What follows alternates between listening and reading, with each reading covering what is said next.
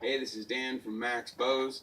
It's been a while, but been working a lot, family stuff, so yeah.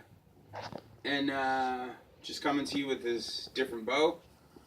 I see all these videos of, like zombie apocalypse or all sorts of different, apocalypse type of situations, and everyone talking about different weapons, and rifles are very good, and you can reach out long distance.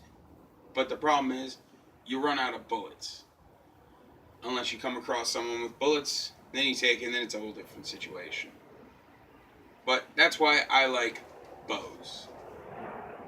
Because you can make bows out of almost anything, and make arrows out of almost anything. This is a Penobscot style bow. It's actually made out of PVC. The main limb is 50 inches long, and the short limb is 30 inches long. How I heat flexed it, probably lost about 2 inches on each side. So it's like 46 and 26 inches. And even for how small it is, it's a 65-pound pole at 28 inches. And you can even up the poundage by twisting the strings on the smaller limb to the main limb. You can actually up the poundage and fine-tune the upper and lower limb. It shoots very well, and it was made out of simple Schedule 40 PVC from Home Depot. Now, to bind the limbs together, I used some Gorilla duct tape, and then I used a little bit of glue, and then I wrapped it with paracord, and then to finish it off, I just wrapped it with some nylon webbing. And right here, I built up a little arrow shelf with pieces of leather. I took a small one, glued it, next size up, glued it on top, another one on top, wrapped it, so it's got a nice little arrow shelf. You can knock an arrow, and it stays right on the little shelf.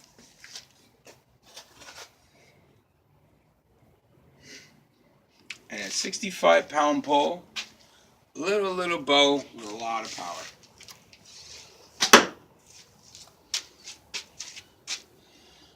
Yeah, this was just one messing around. I'm actually going to take this out when I go hunting next week. I'm going to bag a deer with a PVC bow. I'm going to record it, and I'm going to post that on YouTube also. This is going to be the bow that I bag a deer with this year. Also, I'm working on an Osage orange. I love wood.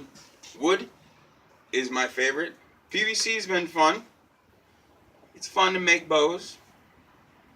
I mean, they are good bows made out of PVC. It's not as good as wood, but there's really nothing wrong with it from a performance standpoint. At first, the laminated bows, when they first started making them, Fred Bear and other people like him, it got the same flack, I think, that the PVC does now. Just because it's new and it's different. And we all know how people are with change. This Osage orange, though, I am a fan of Osage orange, dogwood, whatever you want to call it. I'm just a fan of how it flexes, and there's nothing natural, nothing straight about it, but you string it, and it's a damn fine bow. I've heat flexed the tips for a little bit of recurve. I actually need to heat flex the center of the limb so that it meets up, because when it's strung, the string is actually off the limb. Here, I'll string it and show you. If it was the opposite way, I would just work it in where there would be almost no archer's paradox. But, of course, it's going on the other side. See? And this limb, when I was making it, it felt right as the upper limb. So I'm just going with what the wood is telling me. And she's good. She's fast. I've shot it a bunch of times. Even like this. Hell of an archer's paradox in it. But not bringing it to full draw yet. But I've plinked some off. And it's performing really well. But what do I expect with Osage Orange? Well, that's what I've been up to lately. And this one actually, I forgot how long it is, but it's up to my chin, so it's got to be like 5'5", somewhere around there. And I got my son behind the camera. Flip it around, show yourself. Hi. He's my new cameraman. I hired him. I got to pay him in chocolate milk. It's kind of hefty, but I'll do it. And this is Dan from Max Bows signing off. And I will see you when I go hunting with that PVC bow. And I get a deer with it. Thanks. Have a good day.